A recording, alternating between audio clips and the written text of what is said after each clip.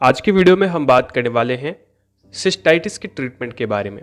दोस्तों, सिस्टाइटिस एक ऐसी बीमारी है जिसमें आपके यूरिनरी ब्लैडर यानी कि मूत्राशय में इन्फ्लामेशन हो जाता है। तो आज की इस वीडियो में हम इसी के बारे में बात करने वाले हैं कि इसका कारण क्या होता है, इसको हम कैसे ट्रीट कर सकते हैं और इसमें क्या क्या सिम्टम्स आपको दिखाई पड़ते हैं।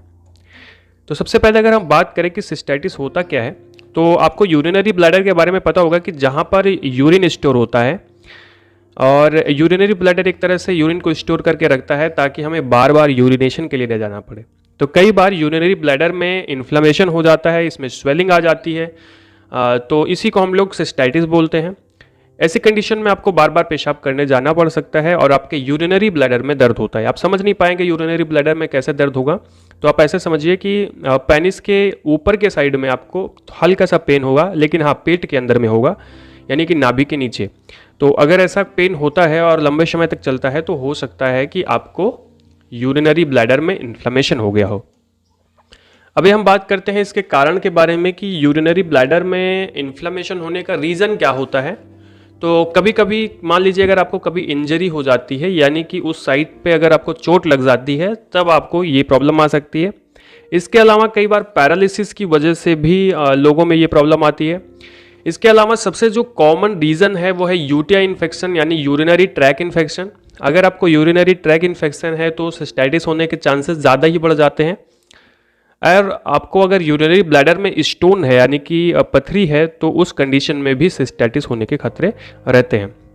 इसके अलावा यूरेथ्रा में कंजेशन होने के कारण भी ऐसा हो सकता है, यानी कि हो सकता है यूरेथ्रा में कुछ जम गया हो, खास करके स्टोन ही होता है। अगर आपको यूरेथ्रा में भी स्टोन हो चुका है उस टाइम पे भी, या किसी भी वजह से अगर कंजेशन हो गया हो, जमाव हो गया हो, तो सिस्टाइटिस होने का खतरा रहता है। तो ये सभी रीज़न होते हैं। अभी हम बात कर लेते हैं कुछ साइन और सिम्टम्स के बारे में कि क्या सिम्टम्स आपको दिखाई पड़ते हैं। तो अगर यूरिनरी ब्लैडर में आपको सीवियर पेन होता है, जैसे कि मैंने आपको बताया ना कि पेनिस के ऊपर नाभि के नीचे थोड़ा सा पेट में के अंदर में अगर आपको दर्द हो रहा है और वो दर्द बहुत ज़्यादा हो रहा है, तो ये सिस्टाइटिस के लक्षण हो सकते हैं। उसके सिम्टम में ऐसा ही होता है। इसके अलावा आपको हाइपर यूरिनेशन होता है, यानी बार बार पेशाब लगती है, बार बार जाना पड़ता है। और इसके अलावा पेशाब में जलन होती है, बर्निंग सेंसेशन का अनुभव होता है, और कभी कभी यूरिन के अंदर में अगर आपको पस आ रहा है, तब ये साइन और सिम्टम भी यूरिनरी ट्रैक इन्फेक्शन या फिर आप कहते हैं सिस्टाइटिस का हो सकता है, यानी कि आपके यूरिनरी ब्लैडर में इन्फ्लेमेशन का हो सकता है। इसके अलावा लोअर एब्डोमेन में पेन होता है, और ये जो पेन होता है ये पीछे के साइड में लगा करके होता है, यानी कि आपको आगे और पीछे दोनों के साइड में पेन होगा, और वो एब्डोमेन के लास्ट मतलब पेट के जो सबसे नीचे वाला पार्ट है वहाँ पे होगा। तो इस तरह का पेन भी होता है सिस्टाइटिस में, यानी कि यूरिनरी ब्लैडर के इन्फ्लेमेशन में। अभी हम बात करते हैं ट्रीटमेंट में कौन सी मेडिसिन दी जाती है। दोस्तों, आपको ये मेडिसिन अपने मन से नहीं लेनी है, बस जानकारी के लिए बताई जाती हैं। तो सिस्टाइटिस के ट्रीटमेंट में कुछ मेडिसिन दी जाती हैं, जिसमें नॉरफ्लॉक्सासिन टैबलेट दी जाती है विद लैक्टिक एसिड बैसिलस, इसकी कॉम्बिनेशन आती है। इसके अलावा मतलब इसके जगह पे, नॉरफ्लॉक्सासिन की जगह पे आपको लिवोफ्लॉक्सासिन भी दी जा सकती है। और ये टैबलेट एक टैबलेट सुबह और शाम खानी होती है, मतलब सुबह और शाम का वीडी खानी होती है। ओके, यानी कि या तो नॉरफ्लॉक्सासिन दी जाएगी या फिर लिवोफ्लॉक्सासिन दी जाएगी, दोनों में से एक ही दी जाएगी।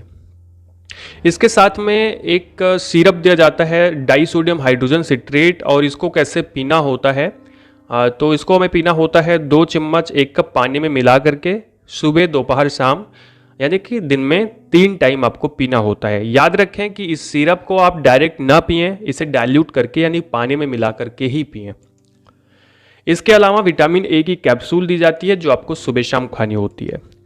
दोस्तों, ये सारा ट्रीटमेंट अगर आपका हो रहा है और आप ठीक नहीं हो रहे हैं तो अपने डॉक्टर से आप कंसल्ट कर सकते हैं। अगर आप और भी कॉम्प्लिकेशंस महसूस कर रहे हैं तो अपने डॉक्टर से संपर्क कर सकते हैं।